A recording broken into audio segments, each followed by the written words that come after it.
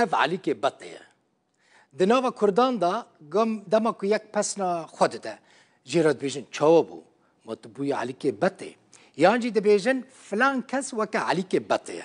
علیک وکا میرخازه کی کرد ده ناس کرن هنرمند کردین مزن وکا محمد عارف جزیری گرابیت خاچو و گل کسین دن لسر قهرمانی علیک بطه استران گوتنه علیک بطه او حاجو بسمامه هفن سال 1880 دیان لگند مزیزخه جدایک بویا سال 1919 جی هاتیه کشتن دجیان خدا به میرخازی خو گلکی دنگ دایه چیرو گلکی دریجه بگمان لور بحث نکم دبیجن د سردم عثمانیان دا سال 1913 دما کو علیک بطه د چه نصیبینه جنك خدخيلي ويدكا وجيرا تبيجا جيد خوازا كري وي جزندانا نصيبني رزقار بك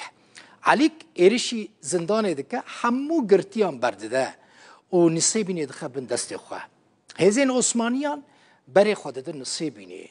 والشر وانو عليك بطي درتكفه شر دريج دكا بشترا دشوكا سال 1914 دا هزین ترکیه در دورا گند مزیزخ دور پیش دکن دگرن علیکو حاجو و چند هوالین وان دست سر دکن وان دبن خارپیت داویجن زندانی لی سال 1917 علیک بط زندانی دروه او هوالین خواه دهاوینا 1919 دا جی علیک بط ده شرکی دا تی کشتن وی لگند مزیزخ ود شیر چما بحثا علیک بط دکن هن و وان برهمان نه و برهمه وان برهمان دبینن که آمده کاری کریه